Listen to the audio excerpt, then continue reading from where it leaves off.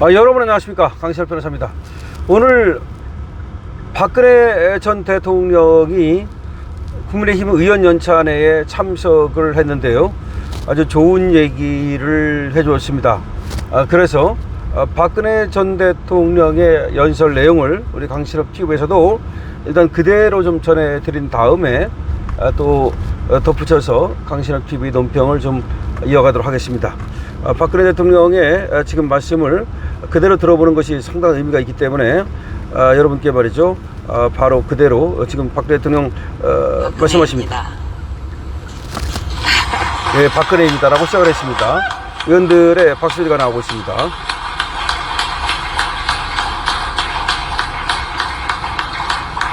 참으로 오랜만에 여러분을 뵙습니다.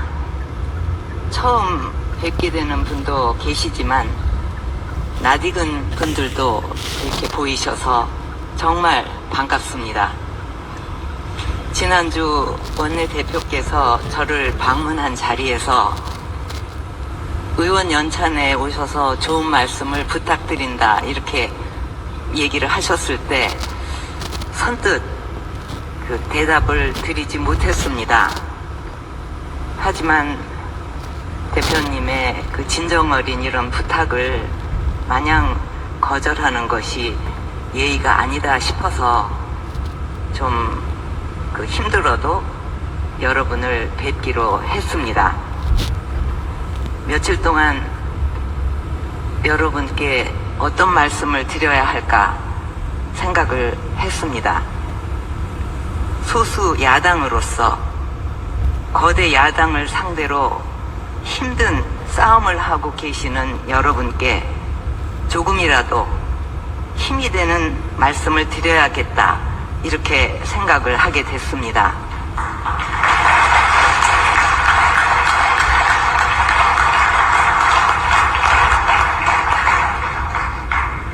인도 북서부 히말라야 산맥에 라다크라는 지역이 있습니다. 그곳의 유명한 속담에 호랑이의 줄무늬는 밖에 있지만 사람의 줄무늬는 안에 있다 라는 말이 있습니다.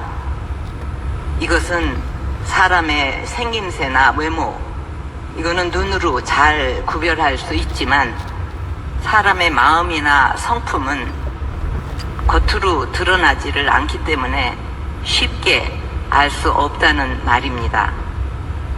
우리나라에도 호랑이와 관련된 속담 중 하나가 호랑이는 죽어서 가죽을 남기고 사람은 죽어서 이름을 남긴다 이런 속담이 있습니다.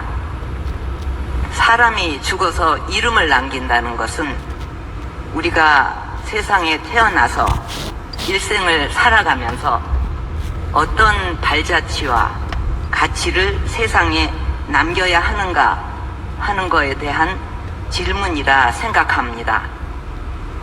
역사에 여러 이름이 기억되지만 부끄러운 이름을 남기는 사람도 있고 아름다운 이름으로 기억되는 인물들도 있는데 저는 여기 계신 여러분은 모두 아름다운 이름을 남길 것으로 저는 믿고 있습니다.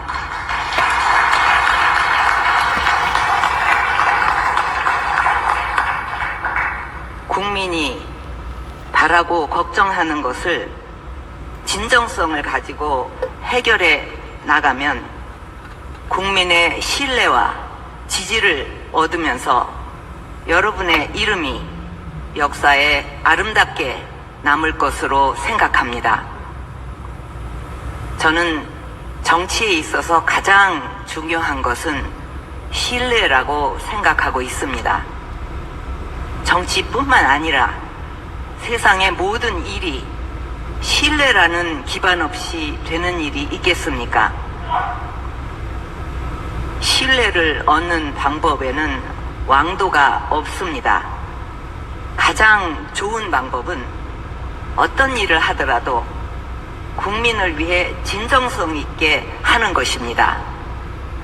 진정성이 없으면 잠시는 세상을 속일 수 있겠지만 오래가지 못할 것입니다.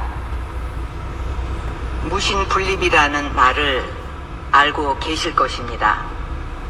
신의가 없으면 그 어떤 조직도 존속할 수가 없습니다. 따라서 정당 내에서 신의가 없으면 그 정당은 존립할 수가 없습니다.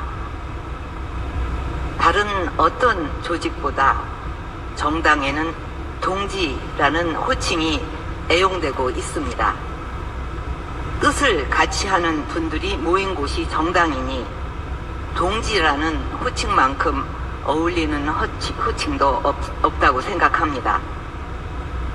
지금 국민의힘이 소수 야당이기 때문에 많은 어려움이 있겠지만 소수당이라고 해서 할 수 있는 것이 없다고 먼저 포기하면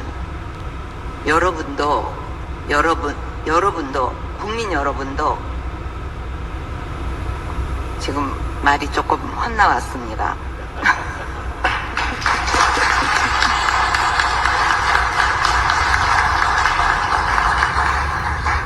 그 부분을 다시 바로 잡으면서 말씀드리겠습니다. 소수당이라고 해서 할 수 있는 것이 없다고 먼저 포기하면 국민도 여러분을 포기할 것입니다.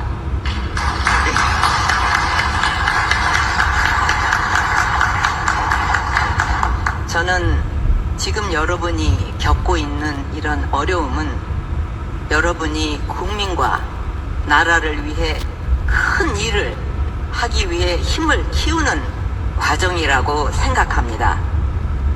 애벌레가 번데기라는 좁고 어두운 고치를 찢고 나와서 나비로 날아오르기 위해서는 처절한 발버둥의 시간이 필요하다고 합니다. 만약 누군가가 가위로 고치를 찢어서 쉽게 나올 수 있게 하면 나비는 스스로 날개를 펴서 날 수 있는 힘이 생기지 않기 때문에 끝내 날지 못한다고 합니다. 지금 국민의힘이 소수 야당으로 어려움을 겪고 있지만 현실을 직시하고 힘을 모아 노력하면 국민의 신뢰를 얻어서 다수당이 될 수도 있을 것입니다.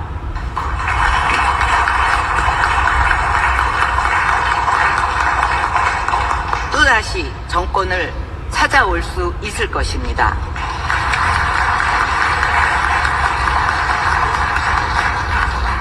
둥지가 깨지면 그 안에 알도 온전하지 못하겠죠.